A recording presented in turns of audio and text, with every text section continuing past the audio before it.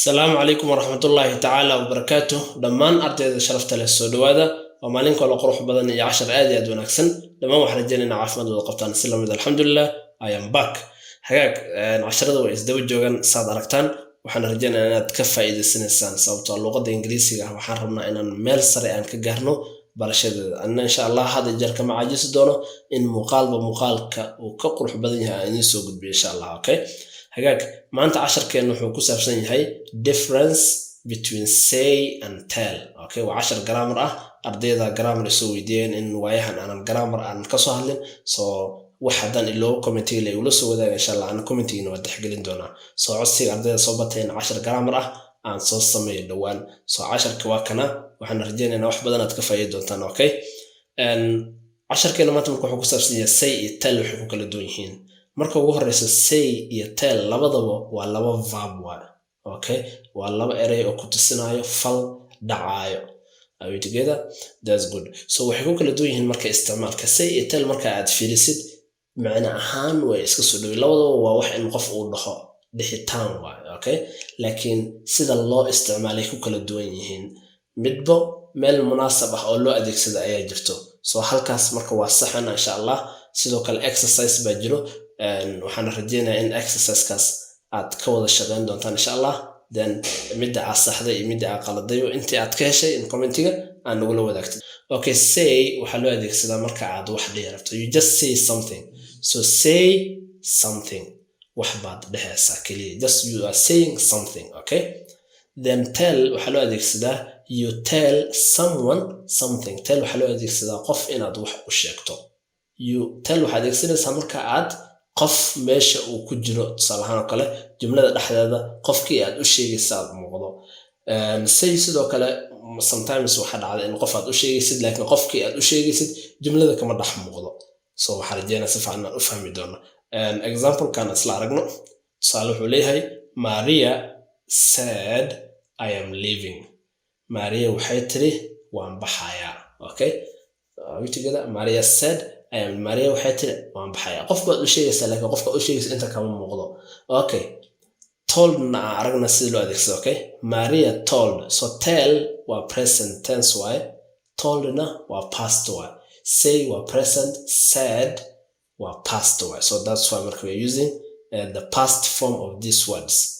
so Maria told me she was leaving Maria waxay ii sheegtay me so me waa qofkii loo sheegay meesha ka dhex muuqdo so you say Maria told me she was leaving Maria waxay ii sheegtay inay baxayso okay masha Allah so waxay ku kala duwan yihiin marka midna qofka loo sheegaya jumlada ka dhex muuqdo midna qofka loo sheegay jumlada kuma jiro so let's see more example tusaalahan kala isla aragno okay wuxuu leeyahay Mr. Umar said the test was cancelled Mr. Umar wuxuu dhahay imtixaanka lama sameynayo waa la cancelay yani imtixaanka lama sameynayo so said the test was cancelled so the test was cancelled waa wixii la sheegayay waa laakiin qofka loo sheegay meesha kama muuqdo okay then ayadoo markaas aan isticmaalayno told isticmaalayno maxay noqonaysaa Mr. Umar told us the test was cancelled Mr. Umar wuxuu inoo sheegay in imtixaankii la cancelay oo aan la sameynaynin so as yani annagii uu noo sheegay dadkii loo sheegay meesha ka muuqdo you see so marka tell ama told waxa loo isticmaalaa in dadka loo sheegayo qofka wax loo sheegayo oo meesha uu ka soo dhex muuqanayo jumlada xigto he said sasa loo dhaw arigaas said lama dhaho waa said dhawaaqsaas waa he said wuxuu dhahay I love you waa ku jeclahay he said wuxuu dhahay I love you waa ku jeclahay okay yani waa erayga sida uu u dhahay oo waxba laga bedelin waa okay ayadoo kale he told me he loved me he told me wuxuu ii sheegay he loved me inuu jecel yahay tanna maxay he said wuxuu dhahay told wuxuu ii sheegay you see say ku kala duwan yihiin he told me wuxuu ii sheegay he loved me inuu jecel yahay are we together okay jumlada xigto the teacher said no cheating the teacher said no cheating macnaheedu waxa uu dhahay no cheating wax qash ah ma jiro okay so no cheating waa wixii uu macalinka uu sheegay waa laakiin dadkii uu sheegay meesha kama muuqdaan okay the teacher told them macalinka waxa ayaga uu ku dhahay not to cheat in aysan qashin oo wax qashitaan ah oo imtixaanka in la qashin okay the teacher told them so them waa dadkii loo sheegayo waay so markaysin the teacher told them macalinka waxa ayaga uu sheegay not to cheat in aan la qashin okay jumlada ugu dambeyso oo aan ku fahmayno then exercise kan u gudbina the union said ururka waxa ay dhahaan we are going to strike banaanbax baan sameynayna strike waa banaanbax the union waa urur waay the union said ururku waxa ay dhahaan we are going to strike banaanbax baan sameynayna okay ayadoo kale the union told the management ururku waxa ay u sheegeen management maamulka they were going to strike in banaanbax ay sameynayaan so the management waa dadkii loo sheegay you see okay that's good the union told the management ururku waxa ay u sheegeen maamulka they were going to strike in ay banaanbax ay sameynayaan so marka say iyo tell waxay ku kala duwan yihiin midna you say something wixii aad dhahday toos u dhahaysa aad u tagaysa adoonan jumlada ka dhex muujinaynin cidda loo sheegayo waxa tellna waxaa la isticmaalaa you tell someone something okay in aad qof aad wax ku tiraahdo okay adoo markaas qofkii meesha ku dhex muujinayo waxaa rajaynaynaa si fiican aad ifahmaysaan okay let's see the exercise kan isla aragna marka waa 7 xabo insha Allah so marka ugu horeysa waa akhrinaya then niyada ku qabso marka in ay saxan tahay in ay qaldan tahay awitigeeda haddii marka ay saxan tahay waxaan ku dhahayaa way saxan tahay haddii ay qaldan tahayna midda saxda ah oo la rabo ba markaas insha Allah halkan aan kugu muujinaya okay tan ugu horeysa waxay leedahay Maria told the flight was delayed so masaxanta jumladaas ma saxsano maskaxda ku qabso okay hagaag jumladan way qaldan tahay waxay ku qaldan tahay cidda loo sheegay meesha kama muuqato so Maria said al-ra'il la dhaho told lama adeegsan marka xaalada Maria said the flight was delayed so told meesha ma adeegsanaysid mid xigto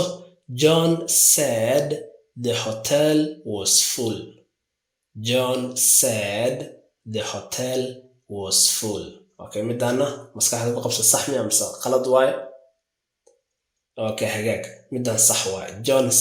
wuxuu dhahay the hotel was full hotelka uu buuxaa taas sax waaye mid xigto Linda said get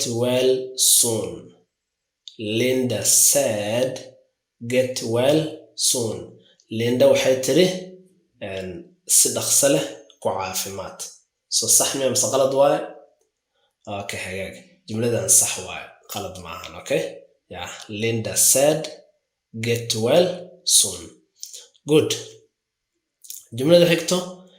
Jack told to put on the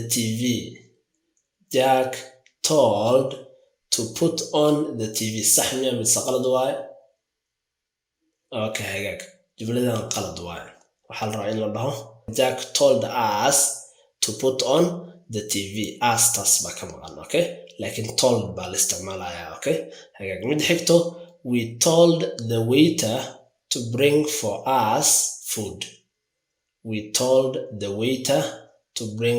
us food waxaan ku dhahnay waiterka in cunto uu inoo keena tan sax miya mise qalad waaye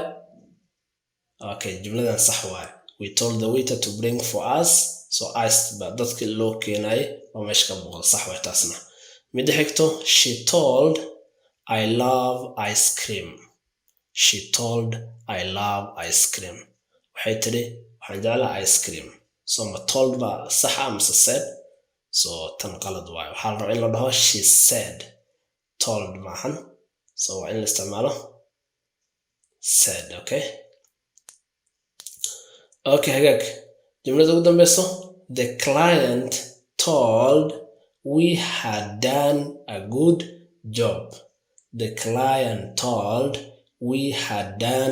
a good job jumladan sax miya mise qalad waay markaa fiirso jumladan waa qalad laakiin told in la isticmaalo sax waaye wax kala ka maqan waxa ka maqan waxay tahay the client told us baa ka maqan we had done a good job in aan sameynay